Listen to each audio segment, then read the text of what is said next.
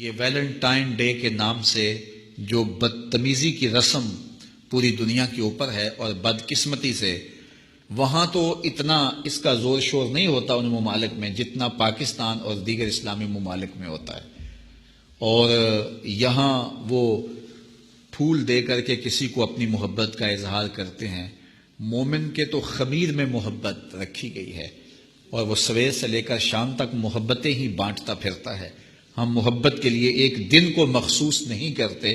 ہمارا ہر لمحہ پیار بانٹنے والا ہوتا ہے،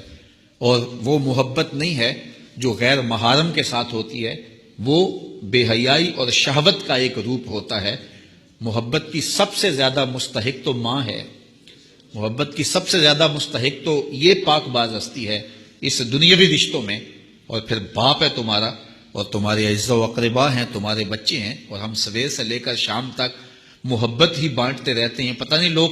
ایک پھول سے اپنی محبت کا اظہار کرتے ہیں، سویرے مزدور مزدوری پہ جاتا ہے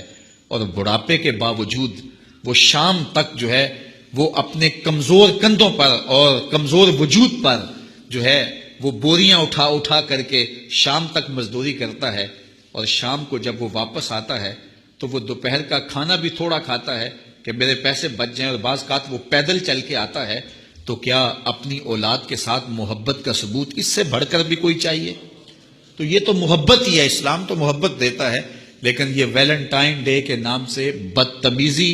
اور بھیا باختگی کا ایک پروگرام ہے۔ مسلمانوں کو ایسی رسمیں، اگرچہ ایسی رسموں کے نقصانات نہ بھی ہوں جو مغرب سے آتی ہیں یا دیگر جو ہیں وہ لا دین قوتوں سے آتی ہیں اور یا کسی اور دین سے آتی ہیں، ان رسموں کی بھی نفی کی گئی ہے، چہ جائے کہ وہ رسم جو اسلام کے بنیادی مزاج کے خلاف ہو۔ ہر دین کی کوئی پہچان ہوتی ہے، اسلام کی پہچان حیا ہے، اور اگر آپ مجھے پوچھیں کہ اسلام کا دوسرا نام کیا ہے تو میں کہوں گا اسلام کا دوسرا نام دین حیا ہے۔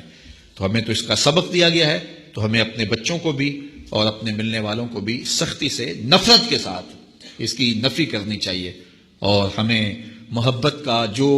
فروغ ہے حقیقی اور پوری زندگی پر محیط اور پھیلا ہوا ہے اس کا اظہار کرنا چاہیے۔ اگر کوئی کفار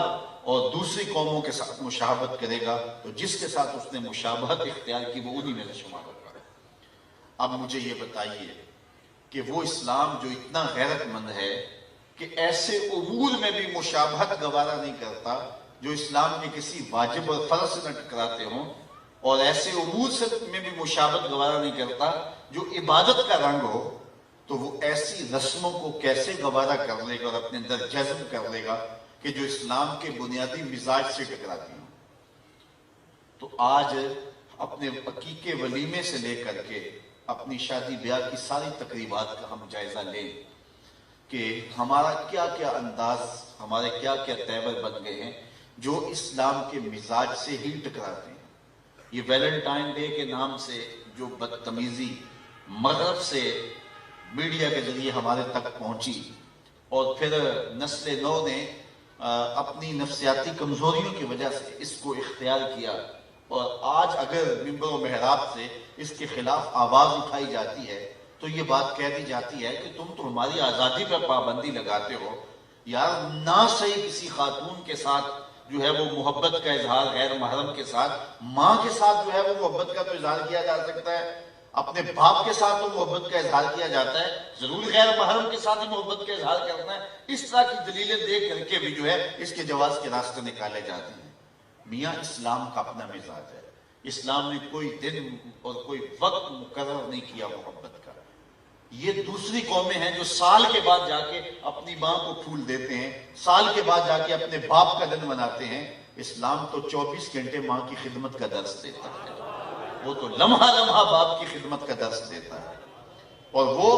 جو ہے وہ بیوی کے روپ کے اندر تمہارا جو ساتھی ہے اس کے جذبات کا خیال رکھنے، اس کے ساتھ محبت کا اظہار کرنے کی تلقین کرتا ہے،